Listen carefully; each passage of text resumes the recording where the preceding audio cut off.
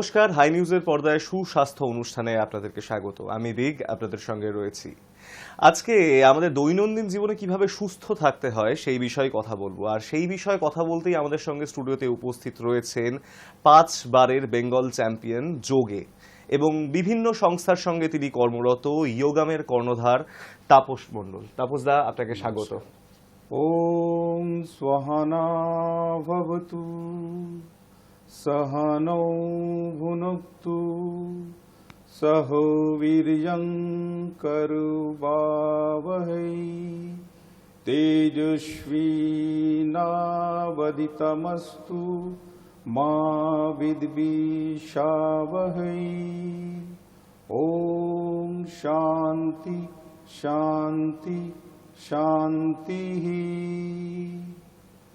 প্রথমে আমি আমার গুরুদেব বা যাদের কাছে আমি শিক্ষা গ্রহণ করেছি তাদের স্মরণ করতে চাই।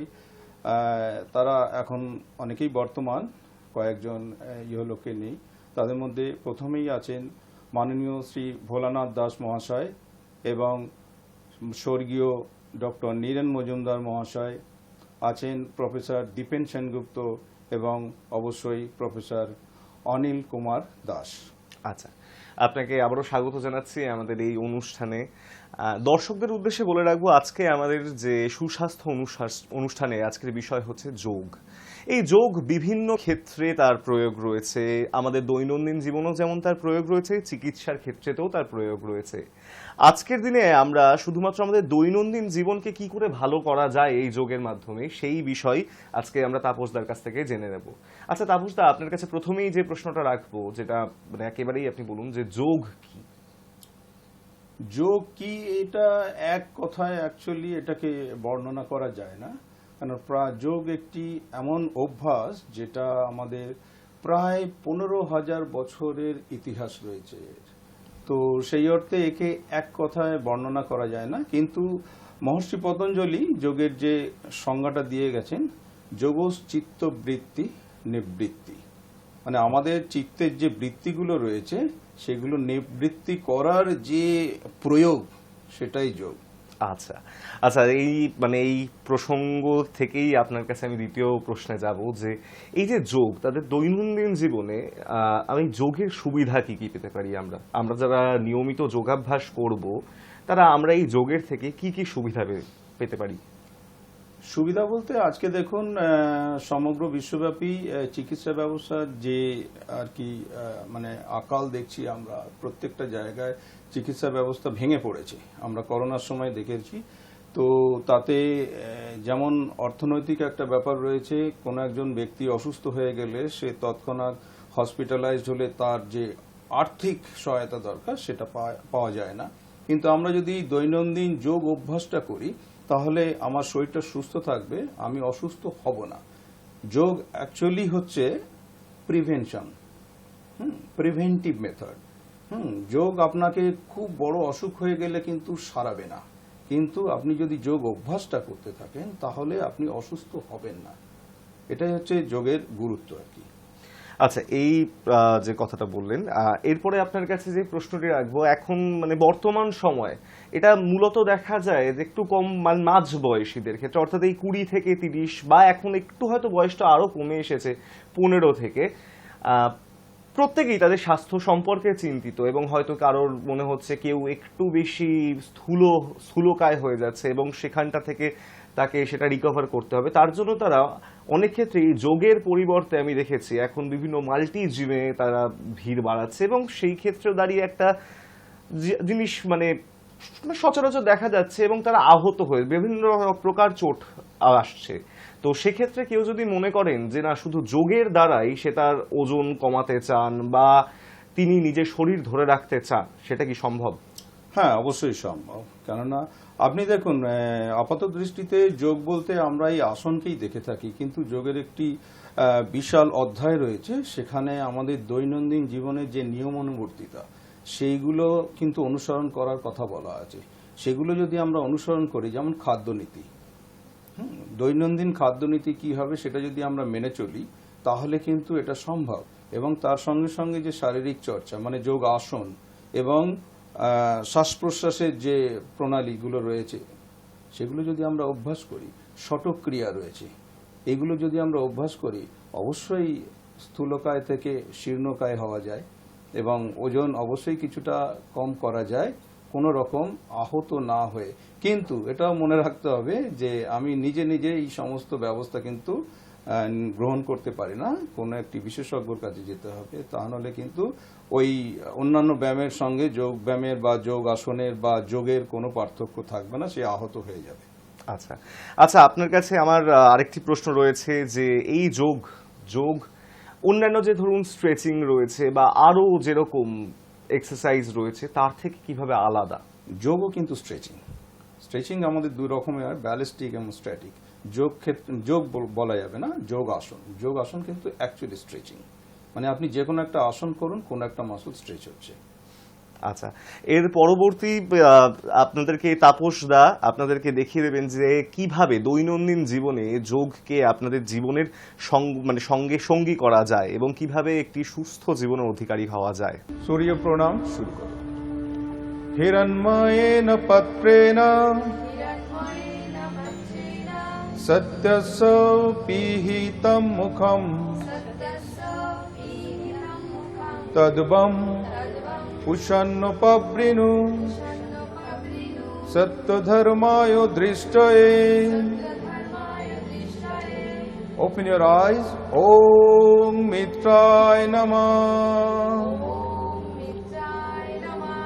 Om Rave Namah. Om Surjay Namah. Om Bhanave Namah. Om Khagay Namah. Om Pushne Namah. Om Hiranyagarbhay Namah.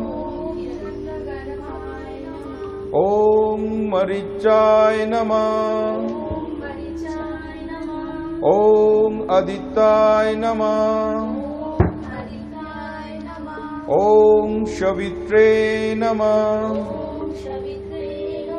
Om Arkay Namah. Om Bhaskaray Namah.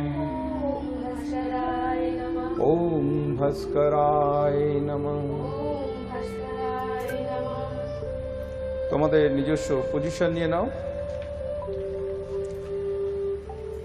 আমরা শুরু করব বজ্রাসন দিয়ে, যে আসনটি আমাদের দৈনন্দিন অভ্যাস করা উচিত প্রতিদিন খাওয়ার পরে অন্তত 5 মিনিট। শুরু করো, হাত সামনে দিয়ে বসে পড়ো, হাত হাঁটুর উপরে রেখে দাও, চোখ বন্ধ থাকবে। এটি একটি ধ্যান আসনের পর্যায়ে পড়ে, তো আমরা যখন অভ্যাস করব চোখ দুটো বন্ধ রেখে, মেরুদণ্ড সোজা থাকবে, আমাদের নিচের অংশের রক্ত চলাচল বন্ধ হয়ে যায় এই অবস্থায় থাকাকালীন। সেই জন্য আমরা খাবার পরে যদি এই আসন অভ্যাস করি তাহলে হজমে অনেকটা সহায়ক হয়। এখান থেকে আমরা চলে যাব মুন্ডুক আসনে। আমরা চোখ খুলে দিই, হাত দুটো সামনে তুলে দিই, বুড়ো আঙুল ভাঁজ করে, বাকি 4টে আঙুলও ভাঁজ করে দিই। হাত দুটোকে সোজা করে পেটের কাছে নাভির দুপাশে নিয়ে যাব, নিয়ে গিয়ে শ্বাস নেব। প্রথমে শ্বাস ছাড়তে ছাড়তে সামনে নামবো, সামনে তাকিয়ে থাকবো,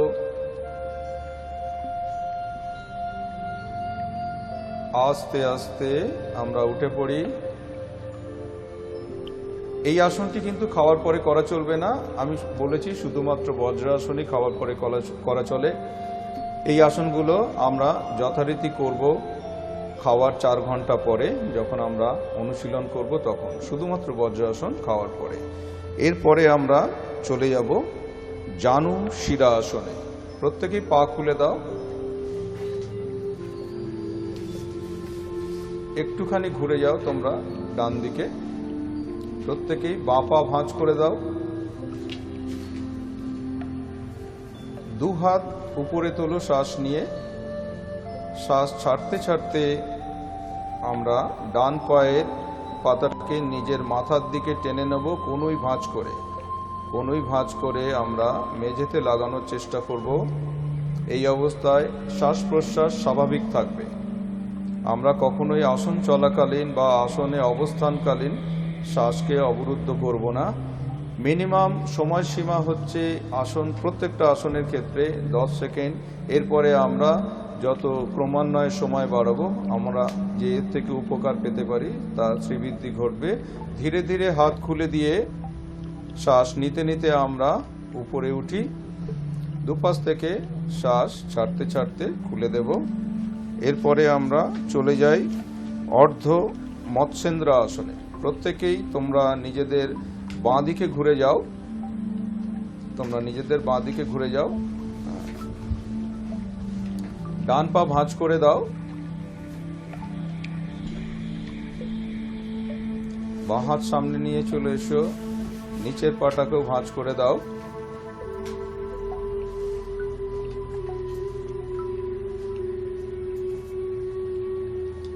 এই আসনটা মেরুদণ্ডকে ভীষণভাবে নমনীয় রাখে, তবে সবার ক্ষেত্রে সম্ভব হবে না এই আসনটা। এর পূর্ববর্তী একটি আসন আছে, সেটা আমরা অবশ্যই দেখাবো পরবর্তীকালে। এই আসন থাকাকালীন আমরা ওই আগের মতোই প্রাথমিক অবস্থা হচ্ছে 10 সেকেন্ড, তারপরে আমরা ধীরে ধীরে এর সময় সীমা বাড়াতে পারি। যদি কারোর সার্ভাইকাল স্পন্ডিলাইটিস বা লাম্বাগো থাকে বা কোনো রকমের অস্থি সংক্রান্ত অসুবিধা থাকে বা আর্থারাইটিস থাকে, এই আসন অবশ্যই অভ্যাস করবেন না কোনো বিশেষজ্ঞের মতামত ছাড়া। প্রত্যেকেই ছেড়ে দাও।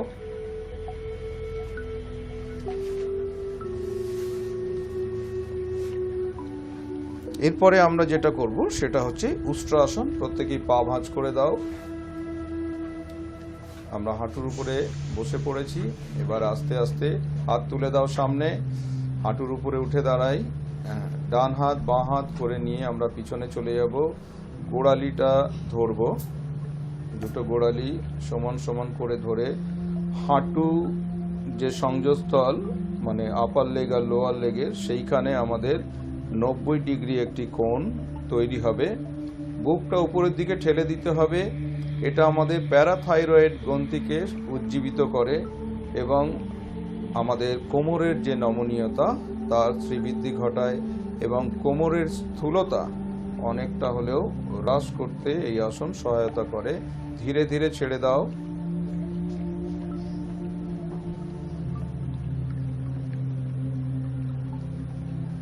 এরপরে আমরা চলে যাব ভুজঙ্গ আসনে। প্রত্যেকেই পা পিছনে দিয়ে শুয়ে পড়ো।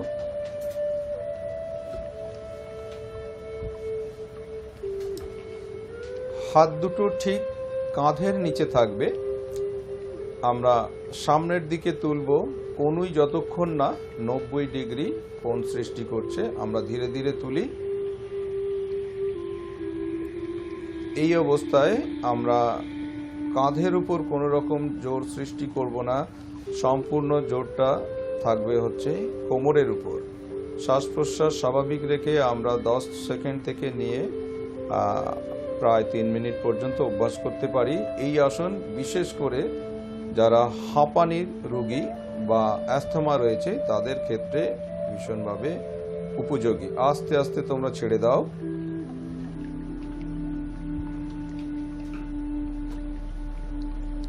এরপরে আমরা চলে যাব অর্ধ শলভাসনে। হাত দুটো আমরা পায়ের নিচে দিয়ে দেব, হাতের তালু মেঝের দিকে থাকবে। থুতনি আমরা নিচে রেখে দিই। প্রত্যেকেই ডান পা তুলবে একসঙ্গে। প্রত্যেকেই ডান পা তুলবে একসঙ্গে। 30 থেকে 45 ডিগ্রি আমাকে তুলতে হবে। এই আসন আমাদের লাম্বার রিজিয়ন বা লোয়ার ব্যাক, সেই সমস্ত মাংসপেশি রয়েছে এই লোয়ার ব্যাকে যে সমস্ত, সেগুলোকে ভীষণভাবে দৃঢ় করে এবং কোমরে যাদের হালকা ব্যথা রয়েছে তাদের জন্য বিশেষ উপকারী। তবে বিশেষজ্ঞের মতামত ছাড়া নিজে করবেন না। ধীরে ধীরে ছেড়ে দাও। এটা আবার পা পরিবর্তন করেও করতে হয়। তোমরা বাঁ পাটাও তুলে দেখাও। প্রাথমিকভাবে এই আসনটা আমরা এক পায়ে করে থাকি যতক্ষণ না কোমরের জোর বাড়ছে। আস্তে আস্তে ছেড়ে দাও। এবার তোমরা দুই পায়ে করে দেখাও। দুই পায়ে তখনই আমরা অভ্যাস করব যখন আমরা এক পায়ে সাবলীল হব। ধীরে ধীরে তোলো, দুই পা একসঙ্গে। দুই পা কেউ তুলতে পারছে, কেউ তুলতে পারছে না, দেখতেই পাচ্ছেন আপনারা, প্রত্যেকেই সক্ষমতা এক নয়। ধীরে ধীরে ছেড়ে দাও। তো এই আসনটা একটু কঠিন অনেকের ক্ষেত্রেই, তো আমরা এক পায়েই অভ্যাস করব। আস্তে আস্তে তোমরা ধনুরাসনের জন্য প্রস্তুত হও।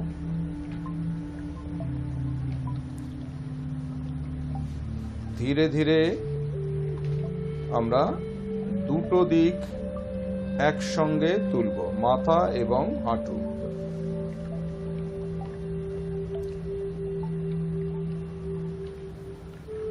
দেখুন, এই আসনটা আমরা যে আগে আসন করেছি ভুজঙ্গ আসন এবং শলভ আসন, সেটা উপরে এবং নিচের অংশের দৃঢ়তা বাড়াতে সক্ষম ছিল। আস্তে আস্তে ছেড়ে দাও। ধনুরাসন আমাদের সম্পূর্ণতা দেয়। ভুজঙ্গ আসন, শলভাসন এবং ধনুরাসন, এই তিনটে আসন একত্রিতভাবে আমরা অভ্যাস করব। তা নাহলে আমরা যে সুফলটা পেতে চাচ্ছি, মানে মেরুদণ্ডের যে নমনীয়তার যে দৃঢ়তা, সেইটা কিন্তু আমরা পাবো না। আস্তে আস্তে তোমরা উঠে বসো। Right leg up. প্রত্যেকে ডান পা তুলে দাও। হাত দুটো নমস্কারের ভঙ্গিমায় রাখো।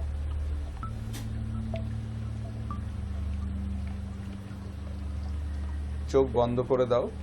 এটি একমাত্র আসন যেটা কিনা দাঁড়িয়ে আমরা ধ্যান আসন বলে থাকি। এর আরেকটি নাম হচ্ছে ধ্রুব আসন। ছেড়ে দাও ধীরে ধীরে।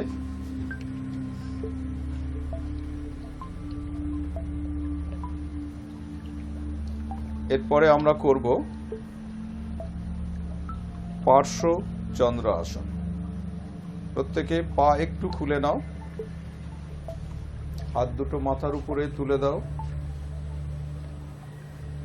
প্রত্যেকে ডান দিকে নামো।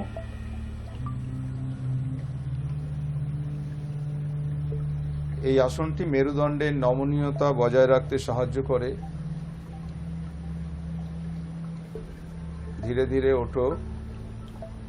আবার এটা পার্শ্ব পরিবর্তন করেও করতে হয়। বাঁ দিকে নামো।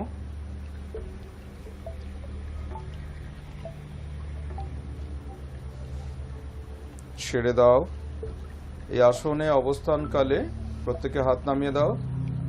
শ্বাস প্রশ্বাস কিন্তু স্বাভাবিক থাকবে। এরপরে আমরা করব ত্রিকোণ আসন। প্রত্যেকে জায়গা নিয়ে নাও।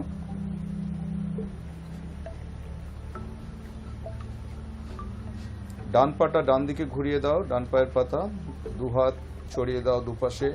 আস্তে আস্তে ডান হাতটা ডান পায়ের গোড়ালির কাছে নিয়ে যাও।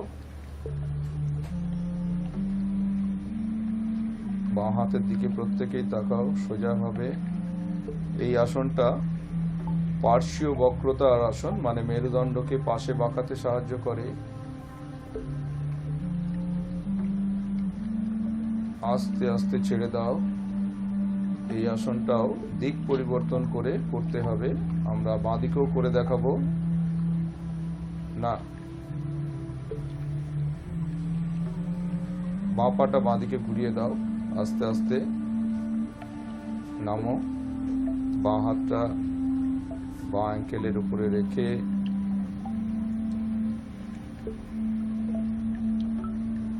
ধীরে ধীরে ছেড়ে দাও। হাত নামিয়ে দাও প্রত্যেকে। এরপরে আমরা বসে পড়ব।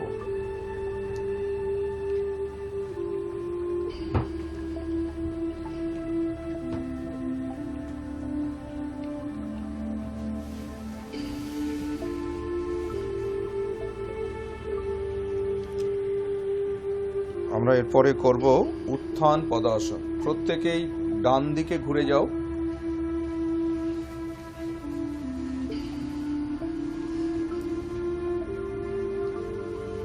শুয়ে পড়ো।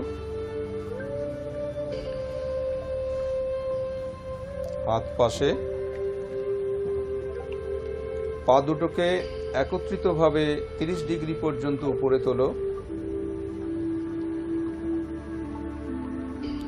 এটি আমাদের রেকটাস অ্যাবডোমিনাস মাসল যেটা রয়েছে পেটে সামনের দিকে, তাকে দৃঢ় করতে সহায়তা করে। এবং আস্তে আস্তে নামিয়ে দাও।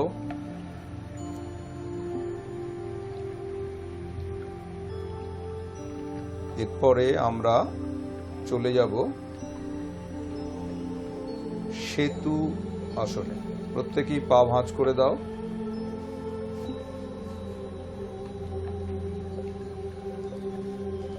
দুটো গোড়ালিকে পাশাপাশি রেখে হাত দুটো গোড়ালি স্পর্শ করে কোমরটাকে উপরে তোলো। এবারে কোমরে হাত রেখে দুটো পাকে সোজা করে দাও।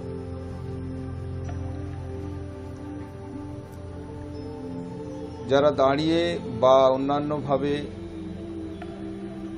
মেরুদণ্ডের বক্রতার আসন করতে পারে না, তাদের জন্য শুয়ে এই আসনটি অত্যন্ত প্রয়োজনীয়। আস্তে আস্তে ছেড়ে দাও, পা ভাঁজ করো, হাত নামিয়ে দাও, পা খুলে দাও। এরপরে আমরা যাব অর্ধ হলাসনে। প্রত্যেকেই পা 90 ডিগ্রি পর্যন্ত তুলে দাও।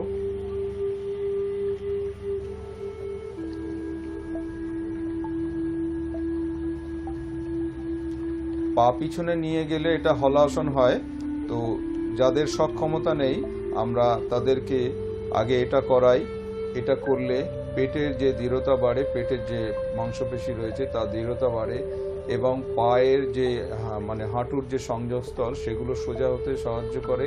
এরপরে আমরা পা পিছনে নিয়ে যাওয়ার চেষ্টা করব, কিন্তু আমরা এখানে সেই হলাসনটি দেখাচ্ছি না, আমরা অর্ধ হলাসন দেখালাম। আস্তে আস্তে নামিয়ে দাও।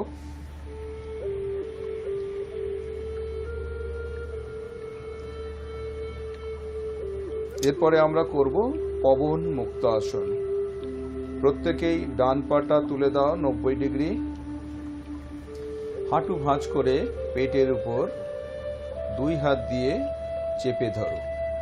এটা সকালবেলা ঘুম থেকে উঠে অত্যন্ত আবশ্যক একটি আসন, যেটা প্রত্যেককে করতে হবে বা করতে হয় যদি তার মানে আমাদের প্রাতঃকৃত্য ঠিকভাবে সম্পন্ন করতে হয়, তবে এই আসনটা অবশ্যই তাকে করতে হবে। ধীরে ধীরে ছেড়ে দাও।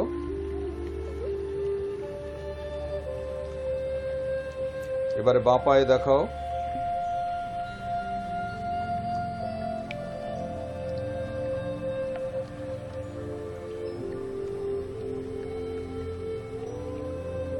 ঘুম থেকে ওঠার পরে জল খেয়ে এই আসনটা করলে আরো বেশি উপকার পাওয়া যায় এবং অবশ্যই সারাদিন সুস্থভাবে চলা যায়।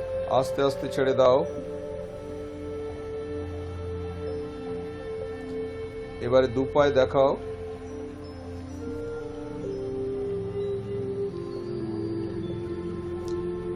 দু পায়ে অবশ্য তারা অভ্যাস করবেন না যাদের উচ্চ রক্তচাপ রয়েছে বা অন্যান্য শারীরিক অসুবিধা রয়েছে, তারা দুই পায়ে অভ্যাস করবেন না বিশেষজ্ঞের মতামত ছাড়া। আস্তে আস্তে খুলে দাও পা।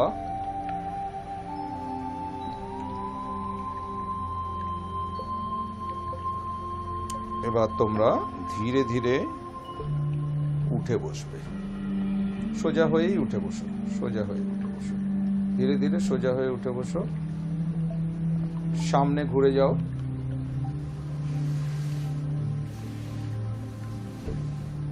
প্রত্যেকেই পদ্মাসনে চলে যাও।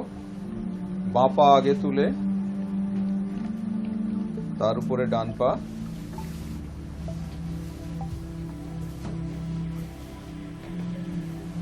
প্রত্যেকেই নাসিকা মুদ্রায় চলে যাব। তর্জনী এবং মধ্যমা, ডান হাতের তর্জনী এবং মধ্যমা ভাঁজ করে দেব। অনামিকা এবং কনিষ্ঠা খোলা থাকবে আর বাঁ হাত জ্ঞান মুদ্রায় থাকবে।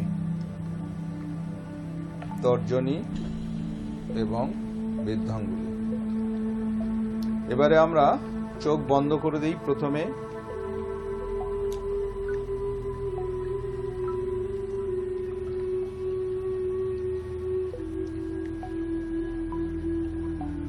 ডান হাতের বৃদ্ধাঙ্গুলি দিয়ে ডান নাসাপুটকে আমরা বন্ধ করে দেব।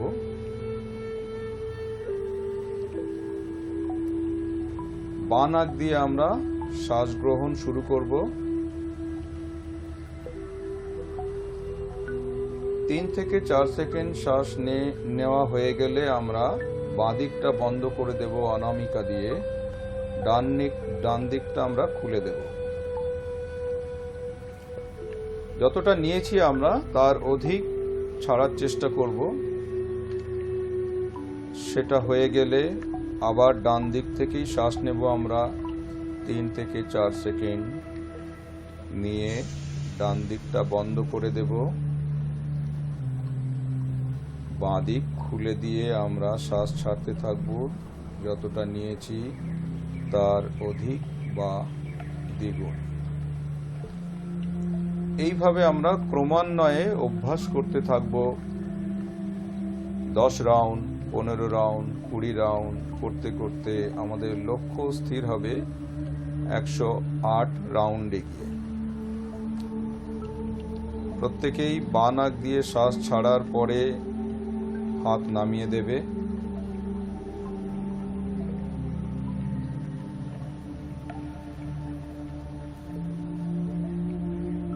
এইভাবে আমরা যদি প্রত্যেক দিন শরীরটাকে একটুখানি চর্চা করি তাহলে আমরা ডাক্তারের কাছে যাওয়ার হাত থেকে রেহাই পেতে পারি এবং প্রত্যেকেই ঘরে বসে সুস্থ থাকতে পারেন। আমরা অন্তিম যে মন্ত্র বা আমরা অনুষ্ঠান সমাপ্তির যে মন্ত্র সেটা পাঠ করে অনুষ্ঠান সমাপ্ত করব। প্রত্যেকেই নমস্কার মুদ্রায় চলে যাও।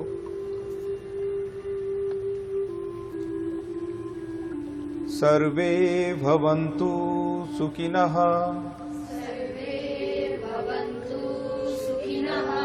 सर्वे सन्तु निरामयाः, सर्वे भद्राणि पश्यन्तु, मा कश्चित् दुःखभाग् भवेत्। ओम शांति शांति शांति।